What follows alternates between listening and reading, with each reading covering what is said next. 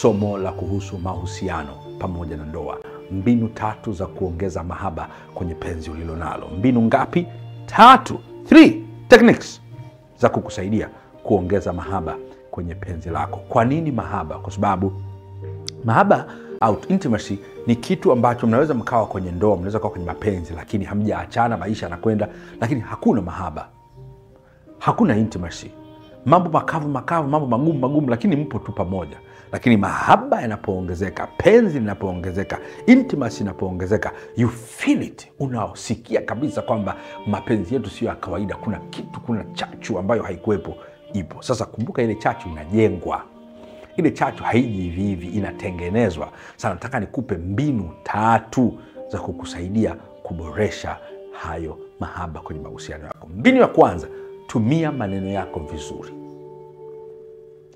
Use your words properly. Tumia maneno yako vizuri. Jifunze kuzungumza. Wengi tunakosea kwa sababu mawasiliano yetu ni mabovu. Tunashindwa kujua namna ya kuzungumza vizuri. Unapokuwa kwenye mapenzi, hebu hakikisha unazungumza sawa sawa na unachotaka kukitoa kwenye hisia zako kiende kwa mpenzi wako. Tumia mdomo wako kuzungumza hisia zako zinavyotamani mambo yaende. Kwa mfano, zungumza ni nini unatamani, ni nini unahitaji, ni nini ungependelea. Zungumza ni wapi unatamani, ni wapi kifanyike. Zungumza ni lini kilitokea. Zungumza bayana kabisa, ni lini, lakini pia ni nani.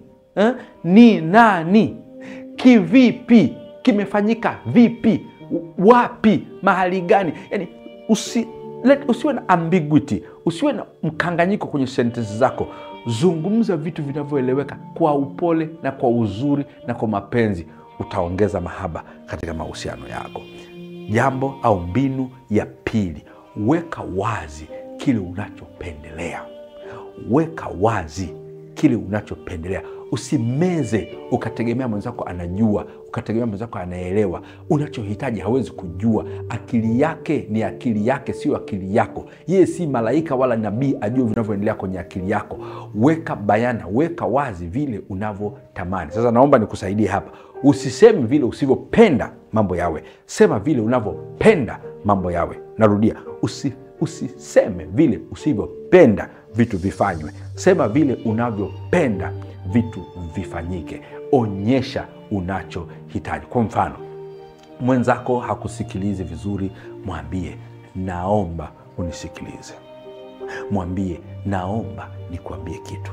Mwambie naomba ukirudi unipe dakika 10 nikushirikishe jambo. Mwambie naomba wikendi hii kama naweza nikapata muda na wewe tukaenda sehemu tukaongea. Mruhusu akuulize swali kama anataka kuuliza swali, lakini sema vile unavyopenda vitu viwe.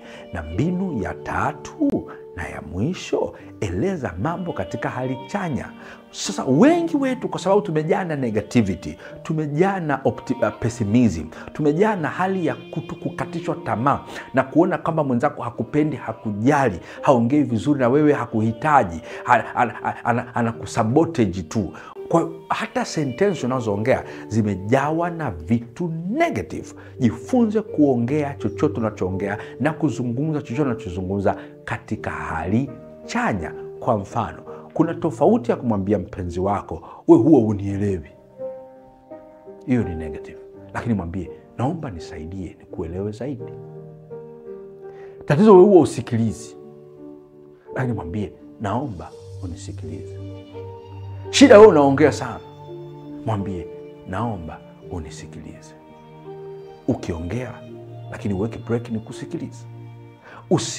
Usiwe judgmental, usiwe conclusive, na usiwe more negative. Utapoteza hamasa ya mwenzako kukusikiliza. Kumbuka nimekwambia nakupa mbinu hizi 3. Ukichanganya na nyingine kwenye maisha yako ya mapenzi, mahaba yako yataongezeka. Tumia maneno yako vizuri.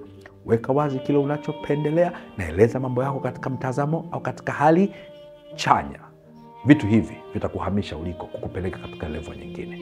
Basi kama umejaribu au umewahi kujaribu vitu vinavyoongea katika video hii au video nyingine na umeona vinafanya kazi au una changamoto, usisite kuniandikia na mimi nitakujibu. Lakini pia usisahau kusubscribe ili uweze kuwa member wa kudumu wa channel hii. Naitwa Dr. Chris Mauki.